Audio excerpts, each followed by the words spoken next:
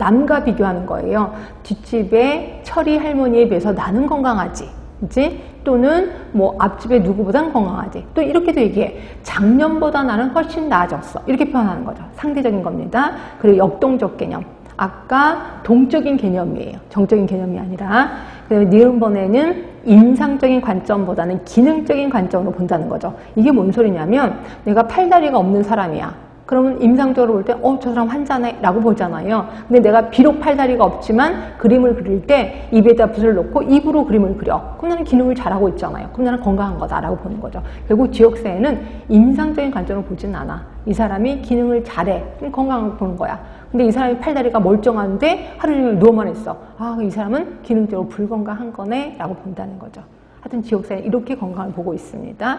자, 디귿번을 보시면 인간을 대상으로 건강을 정의하기보다는 지역사회나 인구 집단의 건강을 더 중요시 여긴다는 거예요. 결국 지역사회는요, 한 개인이 암 환자야. 그런 거 별로 신경 안 써요. 그러나 우리 지역에 콜레라가 발생이 됐어. 우리 지역에 코로나가 발생이 됐어. 이게 더 중요하다는 거죠.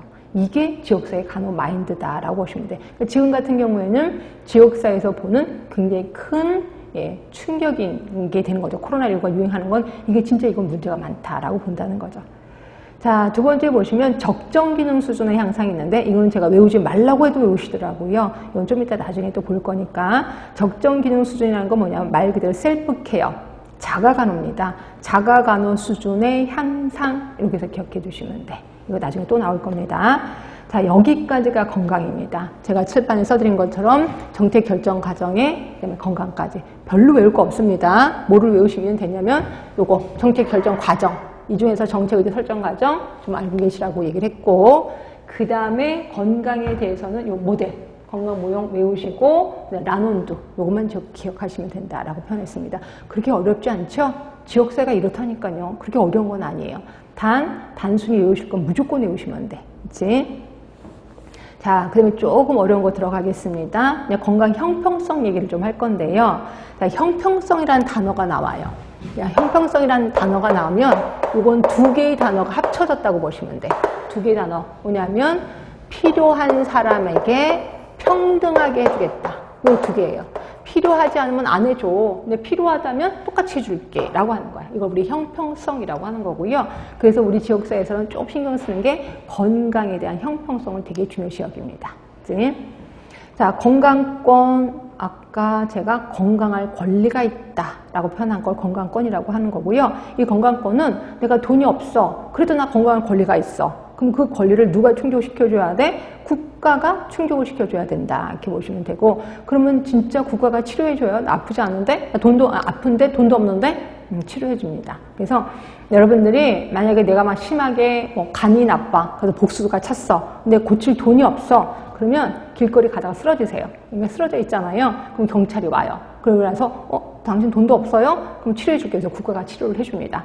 그래서 가는 데가 어디냐면 행여병동이라는 데예요. 그래서 행여병동에서 치료를 해주잖아요. 그러면 그 다음부터 이 몸뚱어리는 누굴 걸까요? 국가 거지 뭐. 왜 국가가 치료해줬으니까. 그렇죠? 그래서 내가 치료받다가 죽었잖아요. 그러면 어떻게 하는지 아세요? 여러분 나중에 이제 행여병동에 갈 거예요. 그렇죠? 시립병원에 가서 행여병동에 가는데 죽었어요. 그럼 어떻게 되냐면 열성과 지문 채취를 합니다. 지문 채취를 해서 이 사람의 부모님을 찾아요. 뭐 형제 자매나 부모나 있을 거 아니에요. 그래서 찾아. 그래서 부모가 오잖아요. 그러면 그동안 이 사람 치료해줬던 거를 돈을 다 내라 그래요. 그럼 돈이 없잖아요. 돈 없어서 못 내겠는데요. 그러면 시체 포기 각서를 쓰게 해요. 그래서 시체 포기 각서를 쓰고 요 시신은 어떻게 할까요? 국가 거라 그랬잖아요. 땅에 파묻어요? 파묻으려고 그 짓을 하겠습니까? 아니죠. 각 대학에 팔죠. 왜? 시체 해부용으로. 그런 식으로. 그래서 국가가 치료해주긴 해주는데 그 다음부터 이 몸뚱어리는 국가 거다라고 생각하시면 돼요. 하여튼 우리는 건강권이 있다는 거죠. 이 건강권입니다.